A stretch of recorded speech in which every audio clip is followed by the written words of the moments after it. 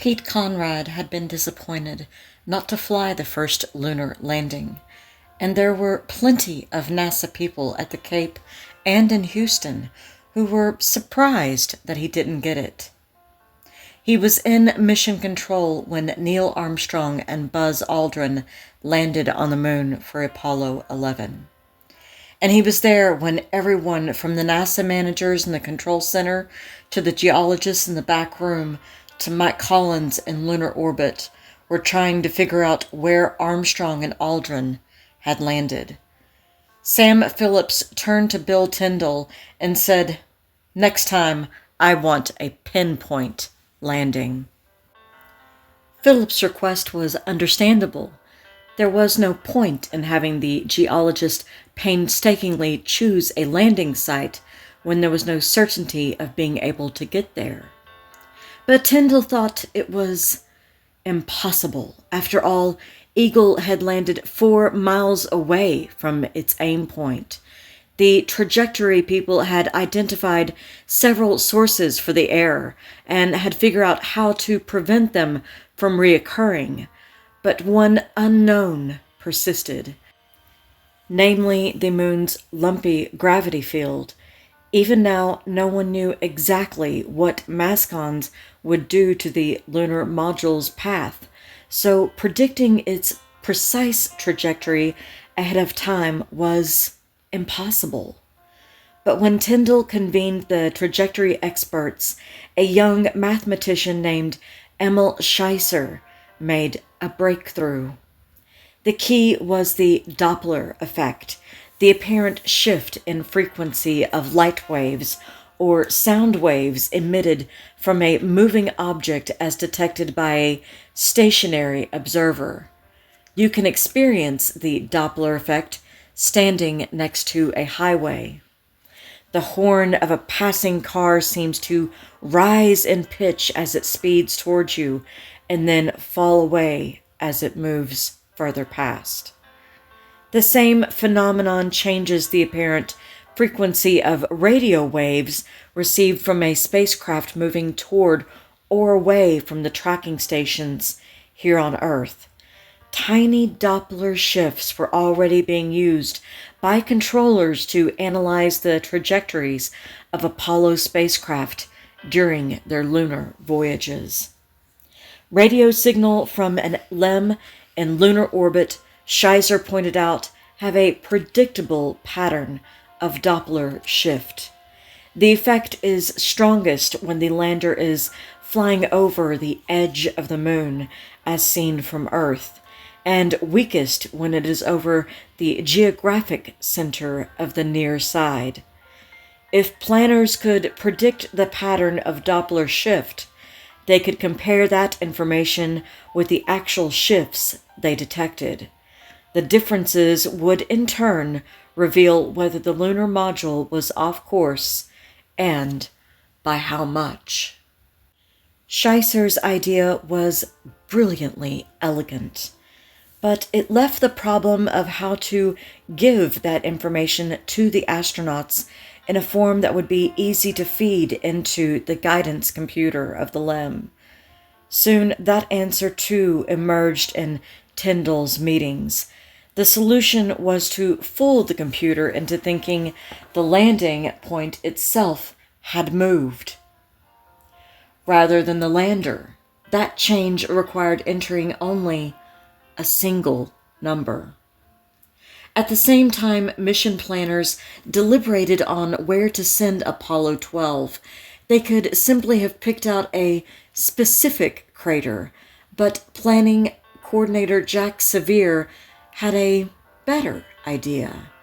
The unmanned Surveyor 3 probe was perched on the vast lava plain called the Ocean of Storms, where it had landed in April of 1967. The geologists had already identified the Ocean of Storms as one of their candidate targets for the second landing. They suspected its rocks would be younger than, and perhaps chemically different from, those within the Sea of Tranquility. Now, Surveyor 3 became the target for the first pinpoint lunar landing. It was a bold decision to commit the system to such a visible measure of success or of failure. If Conrad and Bean missed, everyone would know it.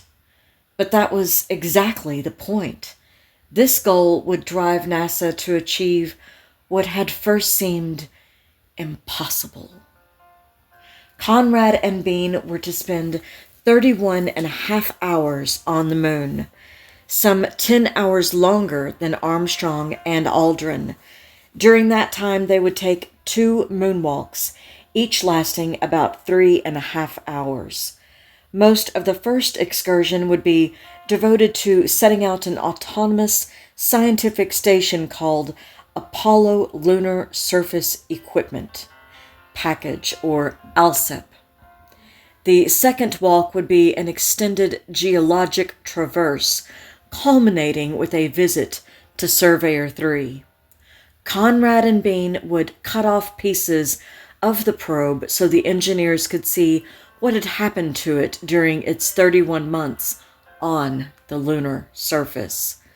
Conrad was thrilled with his mission. If he couldn't make the first landing, this was the next best thing. He and Bean weren't simply going to get down in one piece, grab a few rocks, and take back off. They had the first lunar surface operations plan, a timeline packed with good, useful work for the scientists.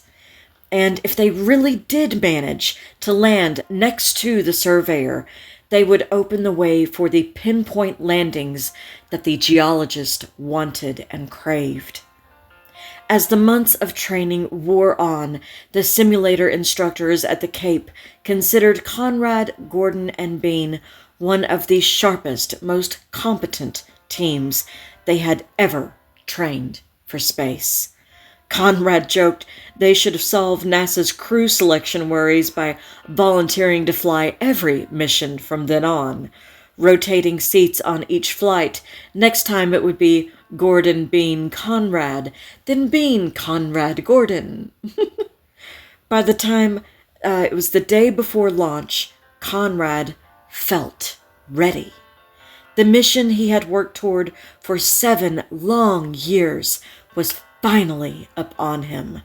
That night, he and Gordon and Bean were joined for dinner in the crew quarters by Tom Paine. Later in the parking lot, Paine made a promise to Conrad. If some problem came up and he didn't get to land, Paine said, he would put Conrad and his crew on the very next mission. So they shouldn't do anything rash. Conrad thanked Paine for his kind offer and said goodbye. He was halfway up the stairs when he realized Paine had made the same promise to Neil Armstrong. 24 hours from now, Beano, we're on our way down, pal. That's when I get nervous. Find that little mother and I'll land it right side up. Pete Conrad was anxious, and he wasn't trying to hide it. But right now, as he and his crew settled in for their first stay in lunar orbit, the atmosphere inside Yankee Clipper belied his tension. In the background, Frank Sinatra crooned "The Girl from Ipanema" on the tape recorder. The conversation was decidedly relaxed, unlike the sparse exchanges of Armstrong and his crew. It was the banter of 3 friends on vacation together in the wilderness of space.